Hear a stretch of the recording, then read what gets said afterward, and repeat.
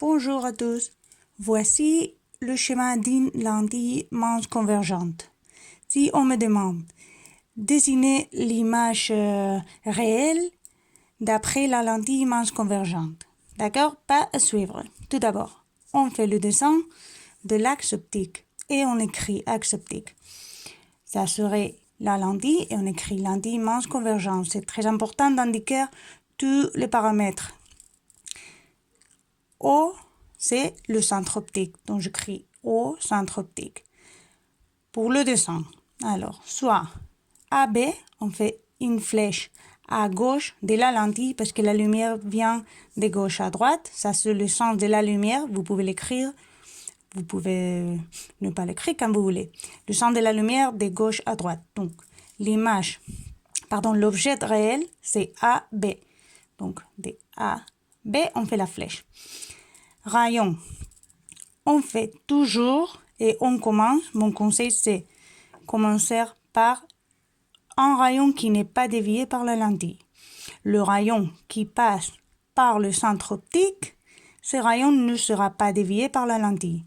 Donc, on prend une règle et on fait de B en passant par le centre optique et on fait la droite prolongée. 2. Un rayon qui arrive parallèle. On a étudié que le rayon qui arrive parallèle à une lentille manche convergente sort dévié. Et ils ne sont pas déviés jusqu'à n'importe quel point. Ils sont déviés jusqu'à un point qu'on appelle foyer image. On va mettre la F', foyer image après. Mais si je vais écrire une lettre dans mon dessin, je dois indiquer comment ça s'appelle, le paramètre. Donc, 1, je répète, rayon qui n'est pas dévié par la lentille, parce qu'il passe par le centre optique. 2, rayon qui arrive parallèle à la lentille et il sortira dévié. Et 3, on fait un rayon qui passe par ce point. Ce point, je vous rappelle, c'est le foyer objet. Et on avait vu que le rayon qui passe par le foyer objet sort parallèle de la lentille. Ce dessin, peut-être vous allez mieux le voir dans votre livre. D'accord? Toujours. Rayon qui n'est pas dévié parce qu'il passe par le centre optique. Pas dévié. Rayon qui arrive parallèle sortira dévié par la lentille. Et le point où le rayon croise l'axe optique s'appelle foyer image. Et 3, le rayon qui arrive dévié et qui passe par le foyer objet sortira parallèle. Le foyer objet est exactement à la même distance du centre optique que le centre optique du foyer image F'. Donc, dans mon dessin, on a fait le premier rayon qui passe par le centre optique, pas dévié. Deuxième rayon arrive parallèle, sortira dévié. Troisième rayon qui passe par le foyer objet sortira parallèle. Donc, 7 points avant la lentille, c'est F, foyer objet, et ces points où le rayon qui arrive parallèle converge, c'est le foyer image F'. Ça, c'est le minimal qu'on doit faire. Si je fais quelques rayons qui arrivent parallèles, comme ça, les rayons qui arrivent parallèles sont convergés exactement dans le foyer image. Et la distance OF est la même distance que OF'. Si le dessin n'est pas parfait, c'est pas grave. Mais 1.6, 1.6, voilà. Il faut pas devenir architecte, d'accord, mais le dessin doit être bien fait. Donc, OF, et on écrit OF égale à OF'. F'. Cette distance est la même distance que celle-là. On va faire maintenant l'exercice 15. Car, je vous rappelle, il faut indiquer tous les paramètres. Lentille, l'axe optique, objet réel, foyer-objet, foyer-image, O, c'est le centre optique. Et il faut dire que cette distance est la même que cette distance-là. Pour l'exercice 15, je fais un autre dessin pour ne pas vous déborder. On a un schéma à échelle 1/2. OK.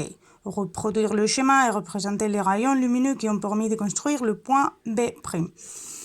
Dans ce dessin que je viens de faire, le point B', c'est le point où tous les rayons, le rayon qui arrive parallèle et sort dévié, le rayon qui passe par le foyer objet et sort parallèle, et le rayon qui n'est pas dévié, se trouve. Ce point où tout le rayon se trouve, c'est ce qu'on appelle A', B'. Et c'est l'image réelle. Donc, on écrit image réelle, A', B', qui est inversée de l'objet réel.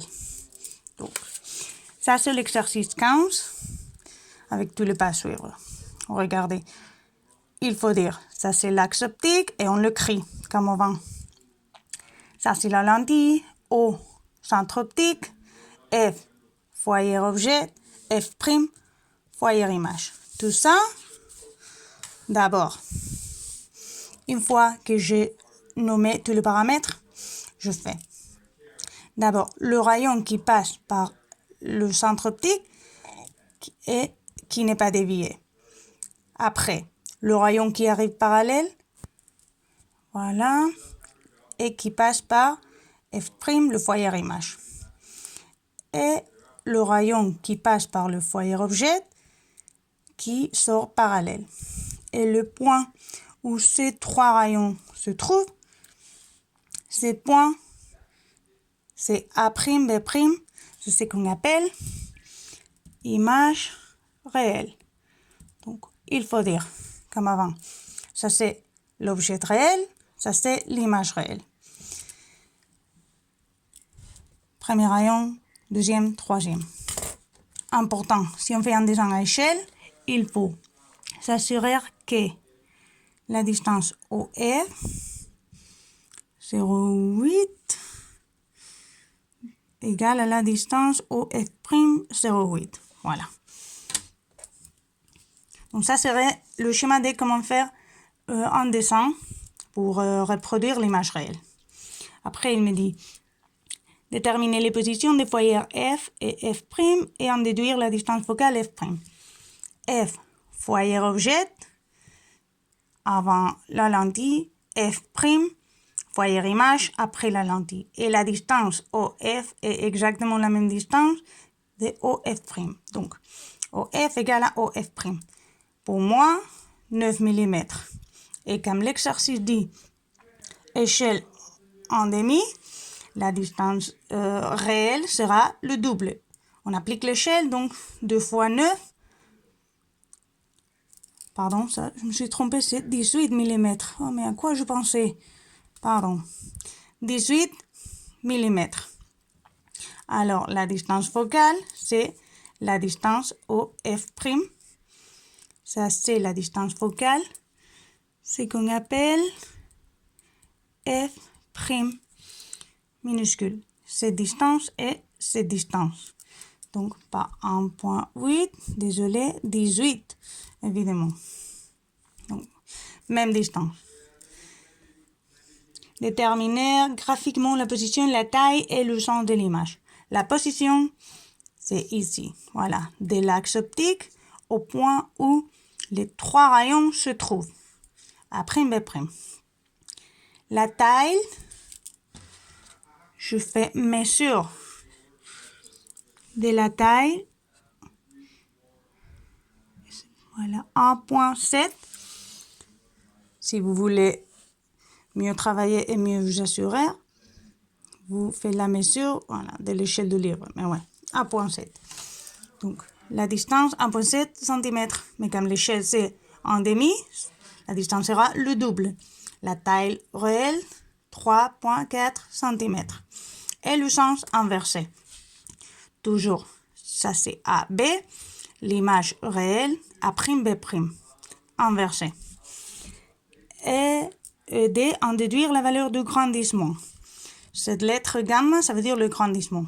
Et c'est le rapport, la relation entre la distance OA' et OA. O, centre optique A', point de l'image réelle. OA, du centre optique à l'objet réel. Également, on prend la règle et on fait la mesure. OA', 3,3 cm. OA, 1,2. OA', 3,3 sur 1,2. Le grandissement égale 2,75. Ça veut dire que la taille de l'image réelle qu'on voit est 2,75 fois plus grande que l'image, que l'objet réel. D'accord? On voit l'image plus grande qu'elle est. Si le grandissement est supérieur à 1, parce que si cette distance est plus longue que cette distance-là, numérateur positif, le grandissement sera positif, supérieur à 1, alors on verra l'image plus grande. Si cette distance est plus courte que cette distance, numérateur plus petit que dénominateur, le grandissement sera inférieur à 1, on verra l'image plus petite qu'elle est. Donc, ça c'est tout ce qu'il faut. Je vous laisse regarder le schéma. On ferait le dessin avec tous les paramètres. On indique tout ça, on fera le dessin une fois, d'accord? Je fais ça 2 fois pour vous montrer tous les pas. J'espère que vous avez compris. À bientôt!